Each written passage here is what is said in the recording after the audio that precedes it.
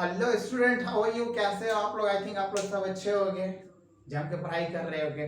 ठीक है, आज मैं क्लास स्पेशली क्लास जो लूंगा, आज क्लास 9th के स्टूडेंट के लिए लूंगा। क्लास 9th के स्टूडेंट ने काफ़ी कुछ किया है पिछले क्लासेस में, जो 10th में आप चले गए हैं लेकिन 9th क्लास में आ गया है। ठीक है, तो 9th क्लास के स्टूडेंट के लिए मैं वेलकम करता हूँ। उनके लिए आज मैं स्पेशल क्लास ले रहा हूँ। अब 9th को भी मैं देता रहूँगा। ठीक है, तो 9th में सबसे पहले मैं आप लोगों को दूंगा क्या, सबसे टफ। ठीक है, एटम एंड इट्स मॉलिक्यूल्स। ठीक है, तो चलिए सबसे पहले बताते हैं क्या एटम्स है क्या, है ना। तो atom is the simplest form of the substances. ठीक है, यानी कि कोई भी एक ऐसा सब्सटेंसेस जिसको कि उसके छोटे से छोटे पार्ट्स को तोड़ा ना जा सके, दैट इज कॉल्ड एटम। ठीक है, तो देखिए एटम को सबसे पहले हमारे ग्रीक यहाँ फिलोसफर लोग थे ना, ठीक है, फिलोसफर लोगों ने क्या किया, उस एटम को तोड़ कर सॉरी उस एक सब्सटेंस को तोड़ कर इतना तोड़ा कि एक सिंपलेस्ट फॉर्म में हो जाए, इतना छोटा कि अब वो दोबारा वो टूट ही ना पाए। तो जब वो सब्सटेंस जो कि अब उसको तोड़ना नामुमकिन सा लग रहा है, उस सब्सटेंस को हम लोग कहेंगे क्या, एटम कहेंगे। ठीक है, तो atom is the simplest identity of a element. ठीक है, ओके। तो ये अब ठीक है, जैसे कैसे होता है कि कोई भी, यानी कि अब anything which occupy space and have मास। ठीक है, यानी कि कोई भी सब्सटेंस जिनके पास स्पेस हो, ठीक है, और जिनके मास कैरी करता हो, ठीक है, वो सब्सटेंस कहलाते हैं क्या, मैटर। ठीक है, और मैटर के जो सबसे स्मॉलेस्ट पार्टिकल है वो है हमारा क्या, एटम। ठीक है, जैसे देखिए ये एक पेन है sorry sorry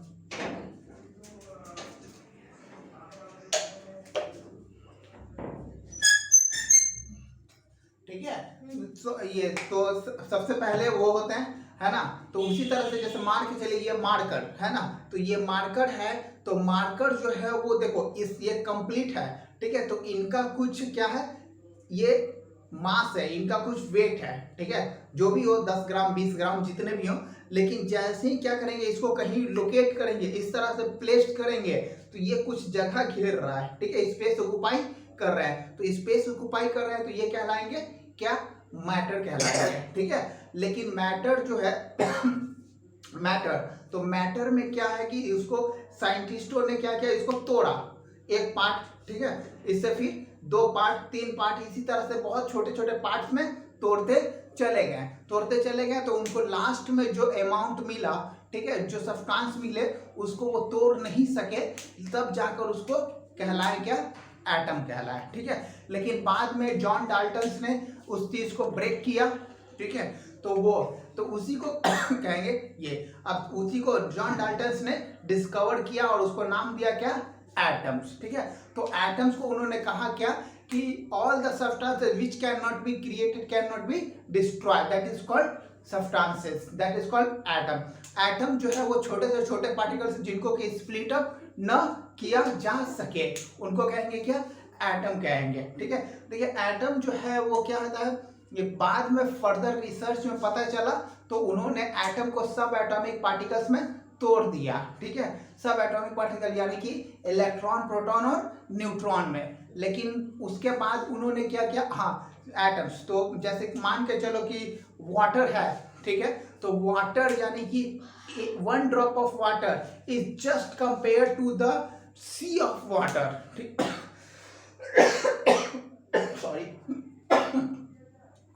sea of water, तो सी ऑफ वाटर में जैसे सी ऑफ वाटर के जो कंपोनेंट्स होंगे ना, वो हाइड्रोजन और ऑक्सीजन के मिलने से ही बनेंगे। चाहे 1 ड्रॉप ऑफ वाटर लो या फिर सी ऑफ वाटर, वो दोनों के कंपोनेंट में एक चीज कॉमन रहेंगे और वो रहेंगे H2O। H2O ये क्या है, ये मॉलिक्यूल्स बन रहे हैं, बट समंदर के पानी में, या फिर समंदर के पानी हो, या फिर आपका हाइड्रोजन और ऑक्सीजन का एक कंपोनेंट हो एक ड्रॉप ऑफ वाटर में, दोनों के कंपोजिशन में हाइड्रोजन और ऑक्सीजन रहते हैं, तो ये कहलाते हैं एटम। ठीक है, ओके। और जब बहुत सारे एटम आपस में कंबाइंड होते हैं, ठीक है, एटम्स में, तो उसको हम लोग कहते हैं क्या, मॉलिक्यूल्स, यानी कि मॉलिक्यूल्स। तो एटम का एक रिएक्शन, एक डेफिनेशन और बन गया, atom are those substance which has take part in chemical reaction. ठीक है, तो एटम में क्या होंगे कि जैसे अगर एटम है तो एटम में 3 एटम है तो उसमें जो भी इलेक्ट्रॉन प्रोटॉन न्यूट्रॉन होंगे तो वो इलेक्ट्रॉन प्रोटॉन न्यूट्रॉन जो है ना वो टेक पार्ट करते हैं रिएक्शन में। ठीक है, इलेक्ट्रॉन प्रोटॉन न्यूट्रॉन न्यूट्रॉन नहीं करते, ये प्रोटॉन और न्यूट्रॉन तो नहीं करते हैं बट इलेक्ट्रॉन रिएक्शन करते हैं केमिकल रिएक्शन में। तो यहाँ से ये भी निकला।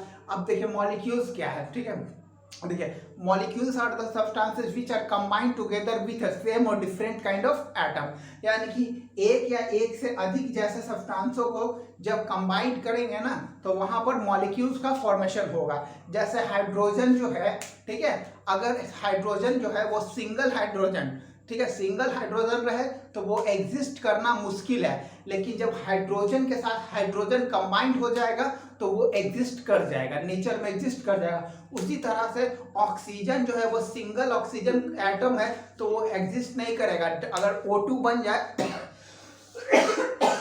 सॉरी, अगर O2 बन जाए, ठीक है, तो O2 जैसी वो बनेगा वो कंपाउंड बन जाएंगे, वो मॉलिक्यूल्स कहलाएंगे। O2 O3, ठीक है, उसी तरह से बहुत सारे। अब मान के चलो जैसे गोल्ड है, ठीक है, तो गोल्ड जो है तो गोल्ड तो किसी के साथ रिएक्शन नहीं करते, यानी कि छोटे से पार्ट्स अगर गोल्ड का लो, 1 किलो का एक गोल्ड, ठीक है, बार गोल्ड बार और एक ग्राम का गोल्ड बार, ठीक है, दोनों में क्या रहेंगे, गोल्ड ही रहेंगे। गोल्ड का एटॉमिक यूनिट होता है क्या, सॉरी एटॉमिक यूनिट कह रहा है, गोल्ड का सिंबल होता है क्या, AU, ऑलियम, ठीक है, तो AU होता है। तो उसी तरह से 1 ग्राम में जो पार्ट लेंगे या फिर 1 किलो में जो पार्ट रहेंगे उनका बेसिक यूनिट जो होगा वो AU ही होगा। तो ये एटम्स हो जाएंगे। लेकिन जैसे क्या होंगे, सेम काइंड ऑफ सब्सटेंसेस या फिर डिफरेंट काइंड ऑफ सब्सटेंसेस आपस में एक दूसरे से कंबाइन करेंगे तो वहां पर वो फॉर्मेशन करेंगे किसका,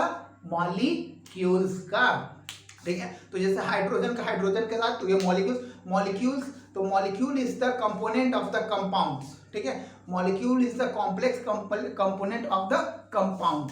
जब ये मॉलिक्यूल्स आपस में एक दूसरे से अटैच करते हैं तो ये कंपाउंड मॉलिक्यूल्स बनाते हैं। ठीक है, तो ये वही चीज हो गया। तो इस तरह से इनका बनेगा।